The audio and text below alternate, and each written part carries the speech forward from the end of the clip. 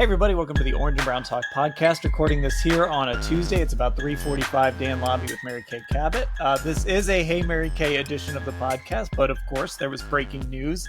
We were actually just about to hit the record button when Joe Flacco got traded to the Cincinnati Bengals. So of course we're going to start there, and then we will get into some Hey Mary Kay questions from our football insiders a little bit later in this pod. And there was one related to Joe Flacco that got in under the wire, so we'll get to that one here to lead us off. But before we get to any of those, Mary Kay, Joe Flacco, a Cincinnati Bengal, the Browns trade him to the Bengals. They move up a little bit in the draft from the 6th round to the 5th round. So I guess, you basically said Joe didn't request to be traded, but the Browns sort of doing him a solid here, and it makes sense.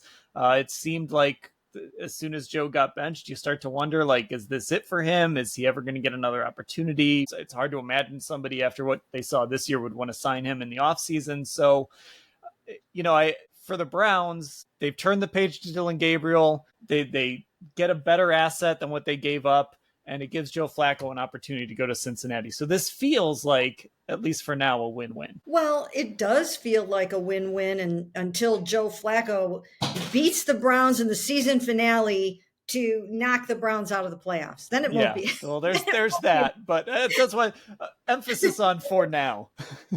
Yeah, to get the Bengals into the playoffs and knock the Browns out. So we'll have to see if something like that happens. But I remember when the Browns landed in London, and I was talking to somebody over there in the organization, and not necessarily a decision maker or anything like that, but I was just talking to somebody in the organization. I was like, so you guys going to trade Joe Flacco now? And the person was like, no, why would we do that? Whatever. So I was kind of thrown off the scent, but somebody on the radio asked me if they would trade him to the Bengals. And I said they would not be opposed to making an intra-division trade, even though they've never done so before with the Bengals. So I had said that I didn't think they would be opposed to it, but, wasn't 100% certain that it was going to happen. So I would have to say that this took me by surprise, just because, like I said, I was kind of thrown off the scent a little bit. But I do think it's a great opportunity for Joe Flacco. It is a wonderful, wonderful opportunity for Joe Flacco and for the Bengals. This is a good move for them because Joe Flacco, he still has plenty of juice in that big arm of his. And part of the reason that the Browns benched him here is because the conditions were not right for him this season to be succeeding in the kind of offense that they were going to be able to be running.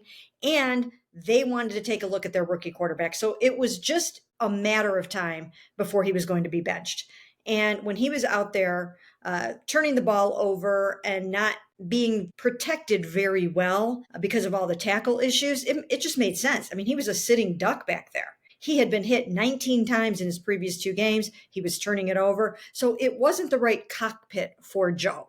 But I think that he's going into a better situation for himself, especially from the receiver standpoint, of course, right? When you look at how Carson Wentz beat the Browns, we talked about this on a couple of our other pods. Carson Wentz just flung the ball up to Justin Jefferson and Jordan Addison. And you just have to kind of get it in the vicinity of those guys, or you have to get them in a one-on-one matchup. And a lot of times they are going to win those contested balls. If they're not going to win them 100% of the time, they're certainly going to win their fair share. And now Joe Flacco goes into a situation with the Bengals where he's got Jamar Chase, T. Higgins, Andre Josivach, and these guys are really good. And that is a dream scenario for Joe Flacco.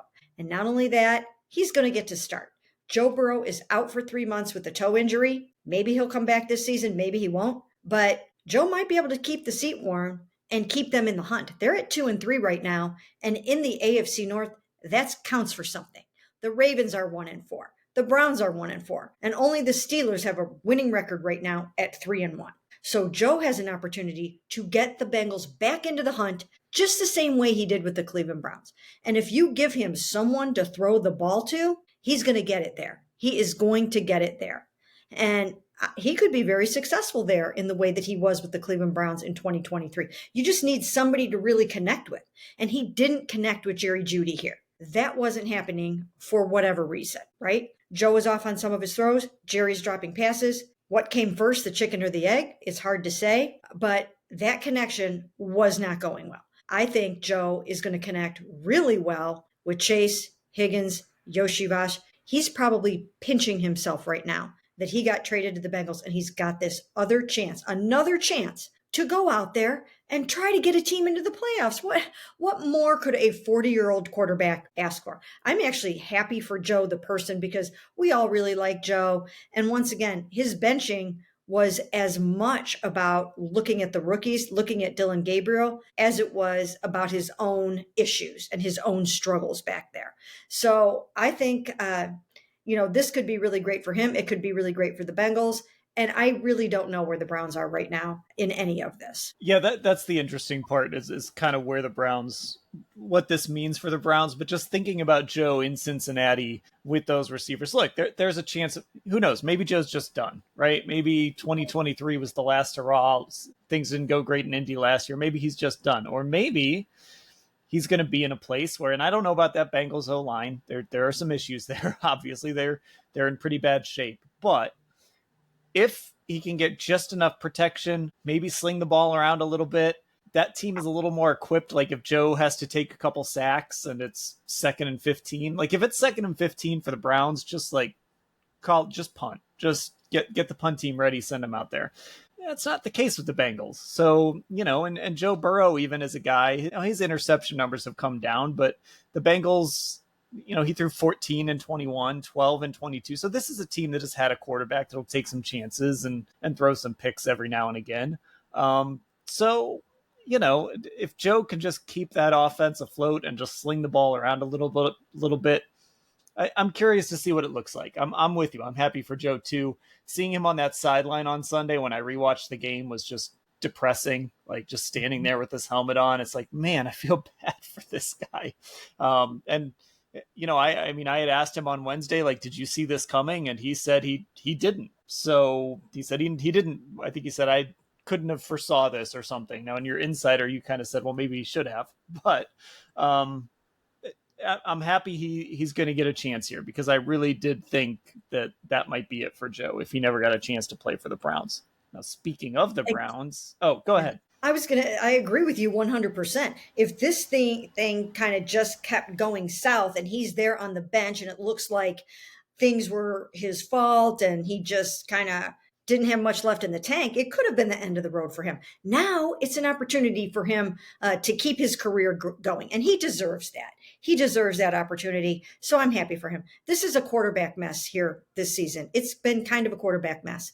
And for a guy like him who's 40 years old, he doesn't need to sit here on the bench behind Dillon Gabriel and Shedeur Sanders, who is potentially now the number 2 quarterback of the Cleveland Browns. He's on the depth chart as the unofficial QB2 heading into Pittsburgh on Sunday. And we know those guys are going to come after Dillon Gabriel. They're going to try to get him out of the football game if they can. Shedeur could potentially be one play away from playing. And, I think the Browns could possibly be at the point where they're like, hey, we're cool with that. I don't know if they are or not because they've got Bailey Zappi, who has some experience and who did start a game for them last year, who can step in for them and start and wouldn't miss a beat because he's got the whole thing down.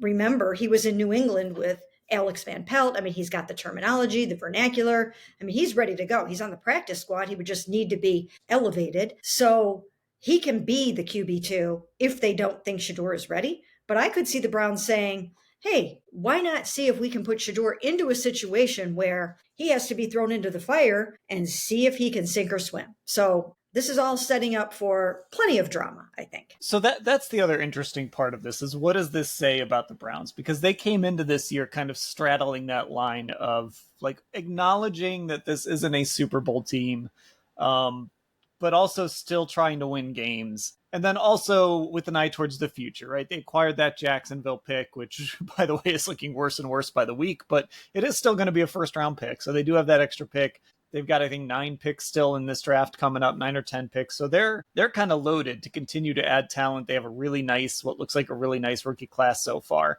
This trade is interesting, not because Joe Flacco is going to come off the bench and like turn this thing around, but it's interesting that they traded him to a team that in theory they would be chasing. And in theory, that if they're still thinking playoffs, they kind of help the team that they need to beat out for one of those wild card spots if they still believe they have a chance. Now, again, maybe they're looking at it like they're just not scared of Joe. That Bengals defense is terrible. That offensive line is terrible. Like, sure, you guys can have him, but it is sort of an interesting moment for the Browns sitting at 1-4. They've only, that one win was a 3-point win over the Packers. That was a pretty much a miracle. So, I mean, they're that close to being 0-5. I don't think this is the white flag necessarily, but it feels pretty close to the white flag just because of who they traded him to. Had they traded him to like an NFC team or something, it'd be like, yeah, okay, you're doing Joe a favor. You traded him to one of the teams that if you believe you still have a chance, you're kind of helping out one of those teams that you're chasing. Yeah, and like you said, they might not be that afraid of Joe Flacco, but I think if you pair Joe Flacco or combine Joe Flacco with the guys we have mentioned, that trio of receivers that we have talked about, and then they've got Noah Fant and other good weapons as well. I think if you put him with that group of pass catchers, you should be afraid of Joe Flacco. You should absolutely be afraid of Joe Flacco. And because of the way things are going in the AFC North right now, the Browns aren't out of it yet. They're not out of it. The Pittsburgh Steelers, who are at 3-1 right now, they could fall on hard times, right? I mean, this could be an inch to the AFC North crown. It really could. Nobody knows how this is going to turn out yet. So this is going to be kind of curious to see how this thing goes, because I do think that Joe still has plenty of arm strength. And there is something about a former Browns quarterback that likes to go out and show the Cleveland Browns that it wasn't him, it was them. And we have that going on right now in the NFL with one Baker Mayfield, who I texted some of my colleagues this morning, you among them, Dan, saying, this guy's going to win the NFL MVP and the Super Bowl this year.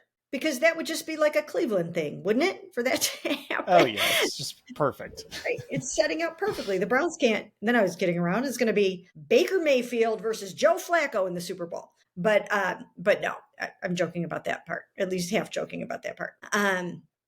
But this is a situation where Joe Flacco, he's very competitive. He's sneaky competitive. And he is going to go out there and he's going to want to show the world that if you give him a good supporting cast and some good receivers to throw the ball to, that he still has plenty of juice in that arm. We've seen it. I mean, we know he's got the arm strength.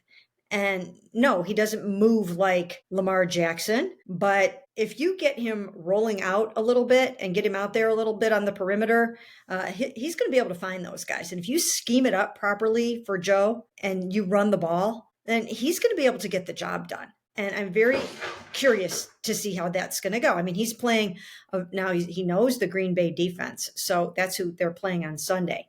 And if I were the Bengals, I would 100% start him. He already knows everything about this team. He can help you with your game planning, right? He's been through it. Nobody can help with the game planning on that football team as much as Joe can right now.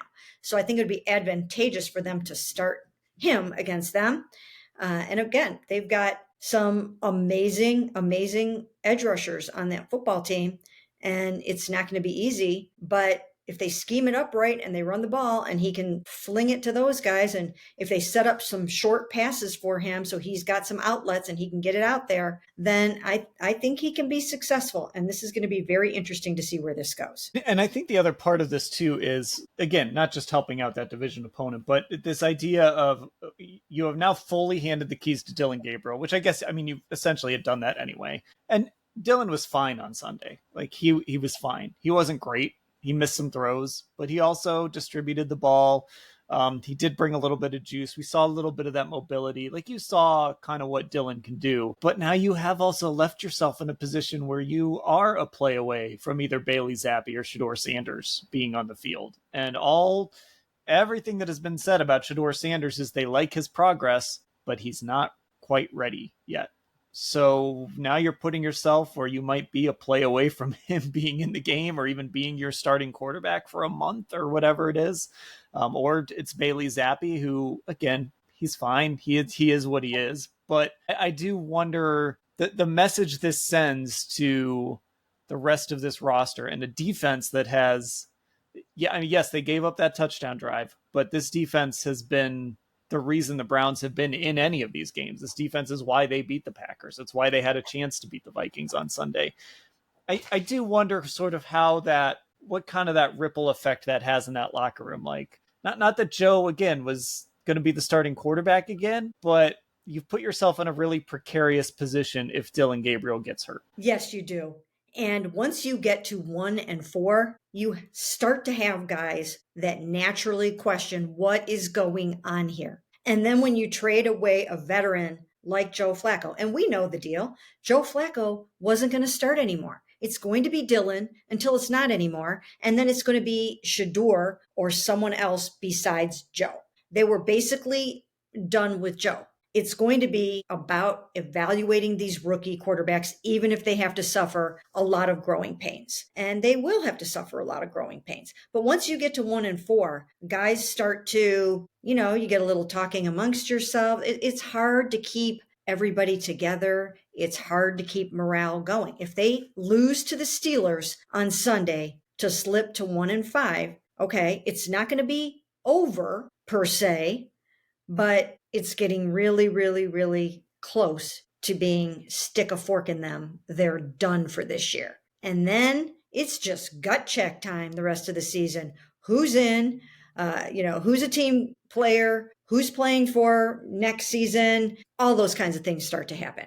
So when you trade away a team captain and a team leader like this, you start to get into some dicey ground. We know a guy like Joel Bitonio, when we talked to him Wednesday in London, or Thursday in London, I think it was, whatever day we talked to him in London, Thursday, he said, I can't say enough good things about Joe and what he meant to this football team and what he was trying to do out there, trying to hold it together. It was obvious that this offense, once again, for the second straight year, is not a well-oiled machine. And it hasn't hit the ground running. It hasn't.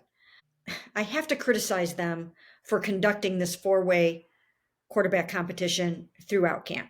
You have to stop that before camp starts, and you have to get your starting guys ready to go for this season. You have to do that. If they should have learned anything from 2024, it's that they were not ready to start the season, and they were not ready for 2025 again, and they've got to stop doing this. So, it does have a ripple effect on the football team, and I do think that it will impact veterans, even though he wasn't going to start again. There's a perception, there's a feeling, there's a vibe of, there goes Joe.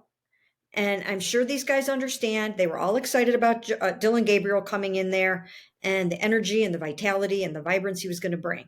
But there is also, because even Miles, do you remember Miles' quote from after the game? He almost was acting like there could be a world in which Joe is going to play again.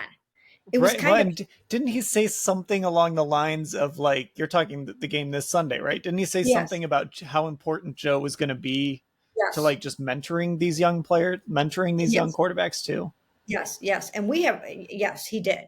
And, we've got to talk about the rest of the quarterback room right now, because we have to talk about, all right, what does this mean for Shedeur? And what is going on with Deshaun Watson? I mean, this is a pretty big deal and a pretty big shakeup in the room. Well, yeah, and I'm seeing on social media, people are starting to put out there, well, maybe this means Deshaun's going to play. And I kind of just want to be like, where have you guys been? We've been talking about that on this podcast for months.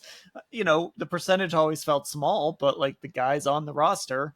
And, the thing I always say is, like, you can make plans in the NFL, but it's hard to stick to plans in the NFL. And we're seeing that play out in real time once again for the Cleveland Browns, where it's week 6 and Dillon Gabriel's already your starter and making his second start. And Joe Flacco is already traded, and Kenny Pickett was traded already. Like, the guys who took most of the first team reps are gone in camp. Now, obviously Dillon took a fair amount too, so he's still around. And just like this, I mean, as of right now, Shedeur's the number 2. We'll see what happens when we get to Berea on Wednesday, what Kevin says, if they sign Bailey Zappi to the active roster, if he wants Bailey to be the backup. So we'll see if that changes over the next few days. But as of right now, Shedeur's the number 2. And we just kept saying it all summer. And even in the spring, like, Deshaun Watson is still on the roster. Deshaun Watson was not put on the same list as JOK that would have put him out for the season. He was put on that active PUP list. that option is on the table for him to be activated here at some point. Like, he's eligible now. So like, at any point when they feel ready, they can hit that button and at least activate him. We see him in the locker room. We see him after games. I've watched him sit there and he huddles up with Dillon Gabriel after these games. Like, again, just to reiterate what we've said on this pod before, he's not locked away in some room somewhere in Berea. He is involved. He is active. He is a part of this organization and this team. Like, we see him in and around the team all the time. So this just kind of makes that feel a little more realistic. Yes, absolutely. And we also see him standing side by side with Shedeur a lot in various different settings, including the locker room.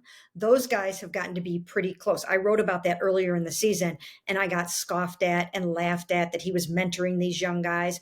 But the truth is, he's here, he's around, he's served his time. The NFL has let him back in to play football. And so we have to cover the football part of it. And anything can happen. Anything can still happen with Deshaun Watson. Now, he's not quite ready yet, but at some point later this month or in November, I think he's going to feel ready to have that practice window opened. I don't know for sure, but there is a reason why they didn't shut him down for the whole season. He's eligible to have his 21-day window opened at any point. It's not going to happen this week, but it could happen at some point. So that is something to keep an eye on.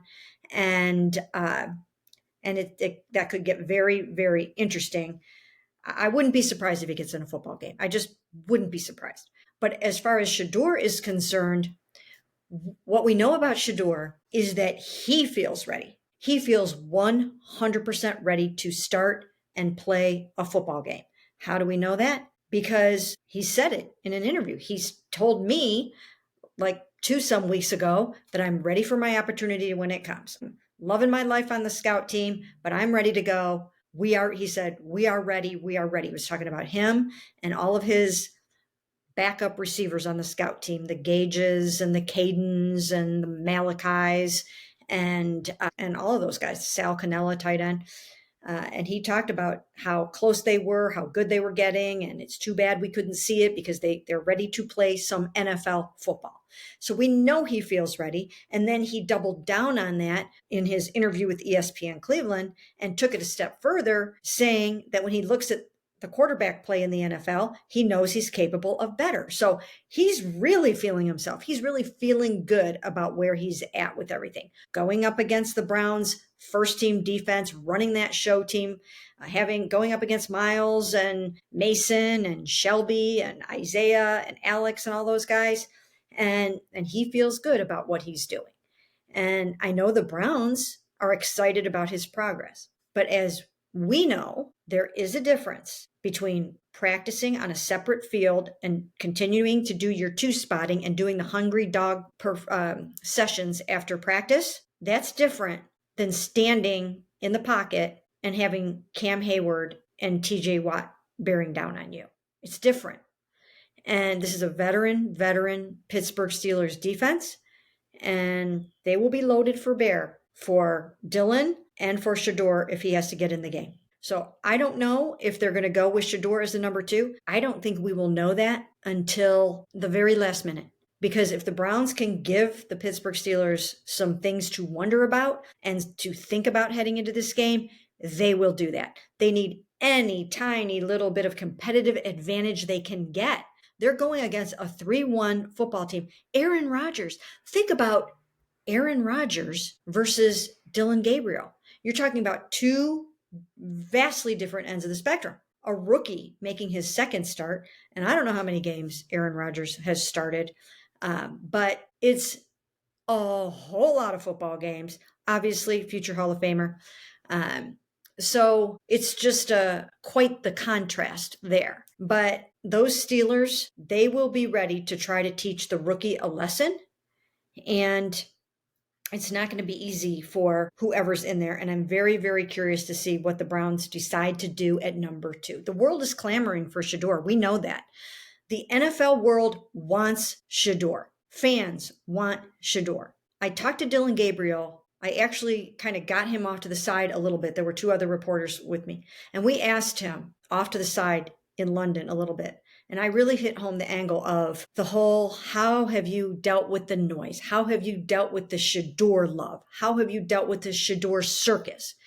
And he did say, I'm human, but I've just navigated it. I have just dealt with it. I feel everybody's entitled to their opinion, and I've just gotten through it. I've been through a lot in my 6 years, and I've just learned how to deal with this. Well, guess what? There's going to be an avalanche of Shedeur noise now, an avalanche of it. And he's going to have to see what he's got. He's going to have to dig deep and see if he can really, really block out the noise and go out there and get the job done under very trying circumstances. Yeah, and I thought, obviously going back to the preseason, that entertainers competitors comment was a very human moment from him. And obviously he said that was not directed to Shedeur. I tend to agree with that. I don't think that was directed to Shedeur, but that was very directed at the people who were talking about Shedeur versus him and talking about how he was performing in camp and all of that. Like, that was a very human moment. That was like, you know what? He, as much as he's trying to block everything out, even if he's doing a good job of it, it's impossible to block it all out in this day and age, because you got people texting you and you're seeing tweets, you're seeing stuff on social. So like, I thought that was a very real moment. And then, for him to say that to you in London last week, like that just admitting that it's there, like it's there, it's kind of hovering over all of this. I thought was really interesting. By the way, Aaron Rodgers, 245 career regular season starts and 21 career playoff starts. So that's a lot. That is a lot. That is a lot. Fortunately for Dillon Gabriel, he has started an FBS high 63 college game.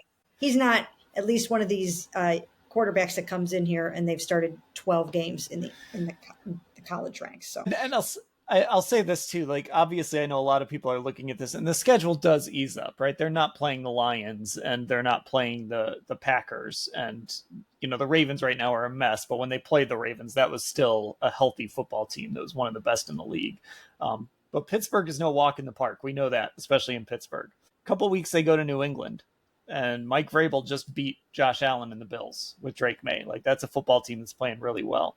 And even if you want to look at this Miami team, right, they're a mess. Mike McDaniel is on the hot seat. Who knows if he's still going to be the coach when they come to Cleveland? But the thing you have to remember too is all these teams like the Dolphins, the Jets, the Raiders, they're all looking at the Browns and they're licking their chops too. They're like, oh, we're playing the Browns. Obviously they're not excited to play that defense, but they see a team that has one win. So, and has a rookie quarterback starting. So we can go through and say like, well, Miami might be easy. The Jets might be easy. The Raiders might be easy, but I don't think there are any actual easy games for this football team, especially with the way this offense is playing right now. Right. There's no way that you can say that there would be an easy game for them.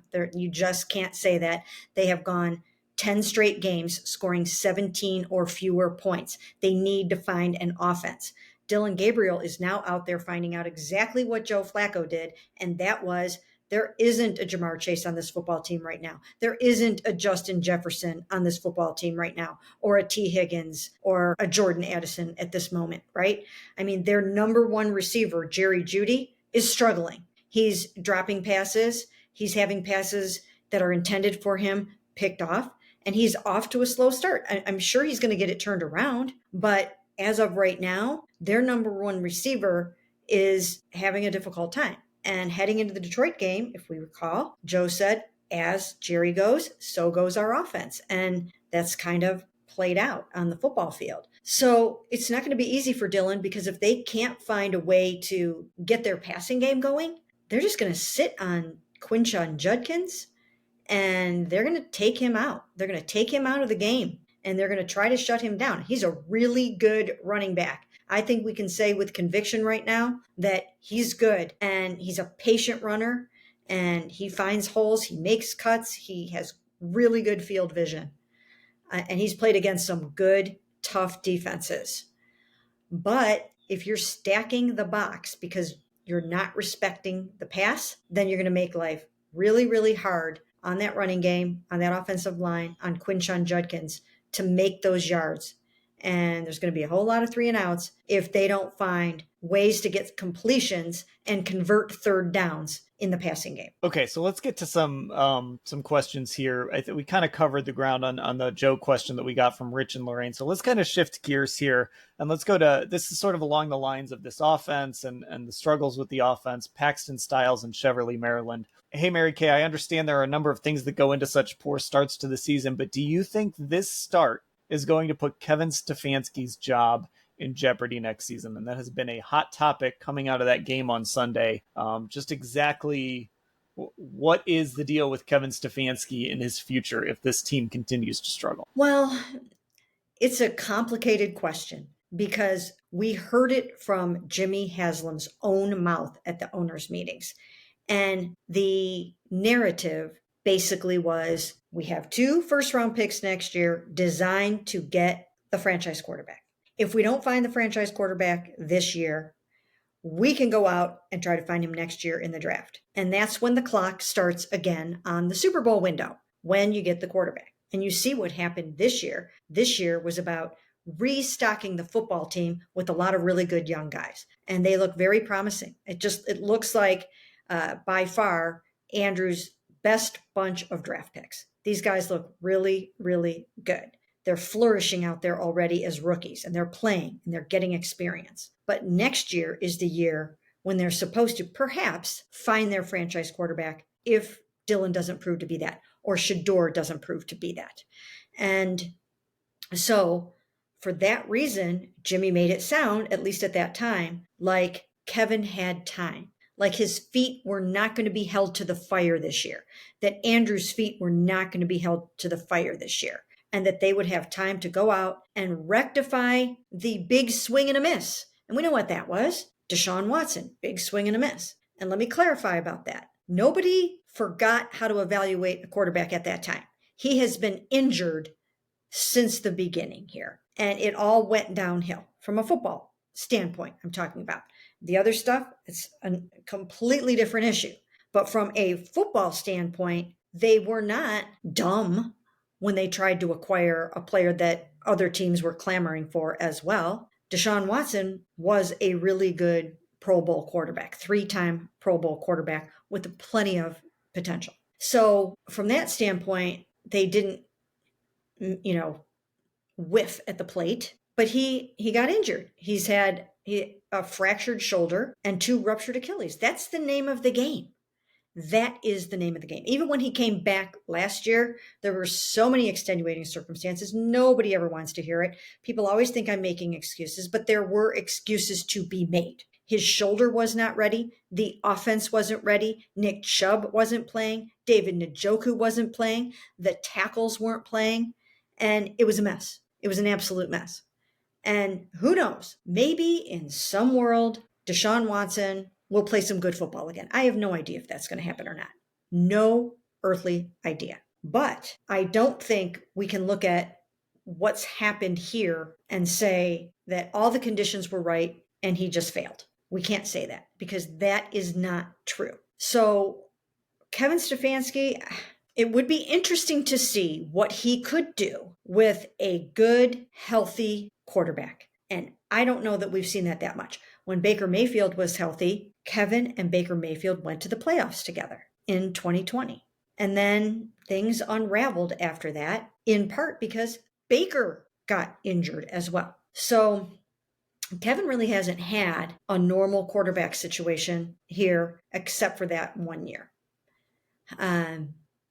So I don't think necessarily the Browns are ready to chuck him overboard. I don't think he's on the hot seat. I think that they view him as a really good coach who hasn't really had the right quarterback situation yet. And they're all sharing blame for the big swing and a miss, even though, like I said, it might not deserve as much blame as it seems on the outside looking in, because fractured shoulder that hampered his whole entire was that the 2023 season? Yes.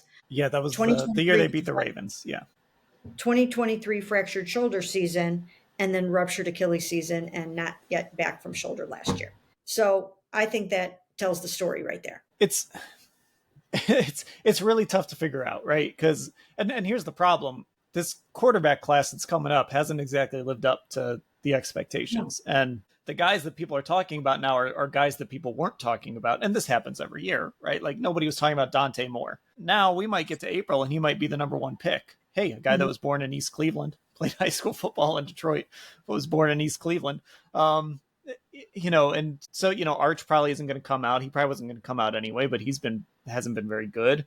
Nussmeier got off to a great start. He's kind of just been okay since that. Like there isn't Drew Aller's been a disaster. Like there just hasn't been a clear cut, like that's your franchise savior guys. Then you get into this whole discussion of, okay, well, you can add more talent, right? You can add Caleb Downs, you can add an edge rush, you can add a receiver, whatever. Like you can just keep adding talent and try to find quarterback another way, or keep building around a Dillon Gabriel, or one of these, or Shedeur Sanders. I don't know. There's a lot of ways this could go. It's a tough spot right now to evaluate Kevin because he hasn't had that quarterback. But then also sometimes it just feels like that game on Sunday was so disappointing the way they lost that game. And that third down throw, I mean, I go back and watch that play and compare it to how the Vikings converted a third down on their game-winning drive. And it's like, where was that creativity from Kevin? I feel like we saw that in 2020. And I feel like we've seen that at other times with him. Like, I can't quite get a feel for what this offense is and kind of what they're trying to do. Has he just embraced this idea that the only way they can win is to play these funky, like old school Big Ten style football games and just kind of cross your fingers and hope your defense gets that stop at the end? I don't know. I'm not on the carrying a torch, fire Kevin now bandwagon, but I do think at some point you've got to start winning some games, and this offense has to show some signs of life. Like it just hasn't been good enough to this point, and it's going to be hard. If the Haslams and this ownership are holding firm on this, it's going to be hard to do that if these losses keep piling up. Well, I think part of the problem is with what's going on with this Browns offense right now. Once again, it is another new offense, different than what they were doing last year. And, Tommy Rees is the new offensive coordinator, although he's not calling plays, but he is the coordinator and probably drawing it up for the most part. And I think they're trying to walk before they can run. I think they really are looking at this and saying, we've got a rookie running back, we've got rookie receivers. Isaiah Bond just came in off the street, basically. They've got Jamari Thrash out there for 28 snaps the last game. Cedric Tillman's on injured reserve for 3 more games. Jerry Jeudy's struggling. Harold Fannin, they've got a rookie tight end. So I think they're trying to walk before they can run, and before they can do the fancy things that we know they're capable of doing because we have seen it before. The kinds of things that we see Kevin O'Connell call, or the kinds of things that we see John Morton call, or Kyle Shanahan, or Sean McVay, or these other offensive savants. They have that in them. Of course they can do this kind of stuff. They've done it themselves. Tommy's run that kind of stuff before himself, and he's called it for others. So we know they have it in them, but I think they're just trying to keep it basic, and they're trying to keep it simple, and they're trying to not turn the ball over. They're playing it a little bit conservatively, but they are going to have to open it up, and they're going to have to try some new things, and they're going to have to change it up, and they're going to have to get a little fancy and creative. They're going to have to get creative, and they're going to have to trust that their rookie quarterback and his very, very young supporting cast can handle some interesting things, because you're not going to fool a veteran defense with a completely conservative and vanilla offense. You're not going to move the ball that way. They're going to stack the box. They're going to take Quinshon out, and you're not going to have anything other than a 3-and-out or a 4-and-out or whatever. So I think that's what's going on. They're keeping it simple. They're dialing things back. They probably dialed it back for Dillon. And when Shedeur gets in there, they're going to devise a game plan for Shedeur that is vastly different than what they have done for Dillon, because Shedeur isn't as mobile as Dillon. So you have to almost go back to more of your traditional drop back pocket passer type of thing, not to the same extent that you would for a Joe Flacco necessarily, but Shedeur isn't probably going to have the mobility necessarily at this level that, that he even did in college. So they're going to have to come up with a game plan that is uniquely suited for Shedeur. Now, the good thing about Shedeur is he has one of the most important traits for a quarterback that you cannot teach. You cannot teach it. And it is elite accuracy. I've always talked about each one of their superpowers. And I think Mike Tomlin's over there in Pittsburgh quoting me because I have said consistently 1,000 times on this podcast and everywhere else that Dillon's superpower is his processing speed. And somehow Mike Tomlin uttered that quote today. So thank you, Mike, for listening to the Orange and Brown Talk pod or reading our stories or whatever you're doing over there, because you quoted me. So thank you. I appreciate that. I'm half kidding with that. But we know what Shedeur's superpower is. It is that elite accuracy. I've seen it so many times in practice where he has a vision and he will just gently lift a ball over the head of a defender and place it exactly where it's supposed to be in the end zone. I've seen that happen in practice a number of times. And he can do that. He can vary his ball speed. He's got really nice arm talent. Really nice arm talent. He doesn't have a gun. You're not going to see him throw an 80-yard Hail Mary, but he has really nice arm talent where he can throw some sidearm. He can throw, again, different ball speeds, and he changes it up so he throws a very catchable ball. And that is what his Superman strength is. It's his superpower, his superhero strength.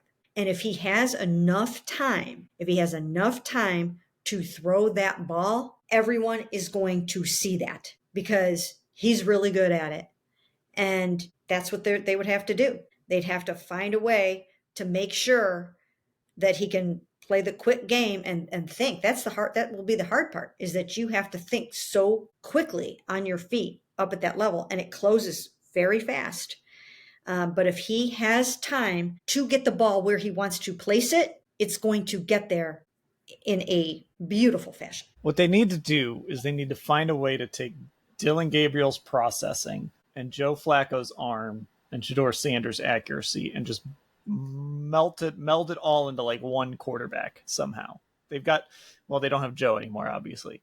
But at one point in that room, they had all the traits, but they just didn't have them all in one guy. They just needed to figure out a way to kind of put that all together in one package. And I think that speaks to, right, like I've always thought this, Shedeur Sanders' ceiling, I think, is incredibly high, but that doesn't mean he's going to reach it. Like a lot of guys have high ceilings, but it doesn't mean they're going to reach it because he's got to make sure he takes too many sacks, right? He doesn't process things as quickly as he needs to. He's got to get those other things figured out. And I don't know if he ever will. There's a million quarterbacks come through and they have one great trait and it just never translates because they can't figure out the other stuff. But I'm with you. That accuracy that he has is we saw it on display in camp at times, and we saw it at Colorado. Like it's there. You've got to get all that other stuff figured out. I don't know if it's ever going to, but that's why he's such an enticing prospect. Well, the other good thing about him is that he's got a tremendous work ethic, and he's working at it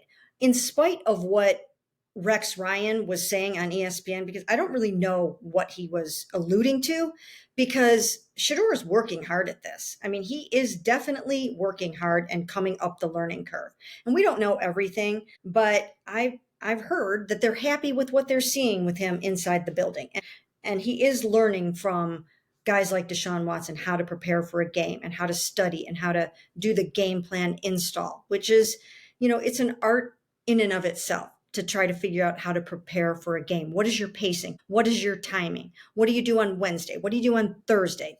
How do you spend your Saturday, right? I mean, these are things that these guys don't know yet, but Shedeur has been working really hard inside the building to study and learn the things that he did not have to do in college. Not that he couldn't do those things in college. He didn't have to do those things in college. But here he has to articulate a ridiculously long play in the huddle, and he has to do other things. But they will come up with a game plan for him if he has to start games, or if they want him to start games. They will come up with something for him that they feel will maximize his strengths. That is what they'll try to do. And that's what they did in the preseason. And he looked good in that game. Of course, it's preseason. It's going to be a whole different world when he has to do it in a regular season game. but they will come up with something for him that they know that he can look his best at. And it'll be interesting to see. Okay, that'll do it for this edition of the podcast, the Joe Flacco trade, Hey MK edition of the Orange and Brown Talk podcast. If you're not subscribed on Apple Podcasts, Spotify, or if you're listening, go search for Orange and Brown Talk and get subscribed. Find us on our YouTube channel, Cleveland Browns on cleveland.com. And if you're not a Football Insider subscriber, it's cleveland.com/Browns, the blue banner at the top of the page. Mary Kay, I'll talk to you later. Sounds great.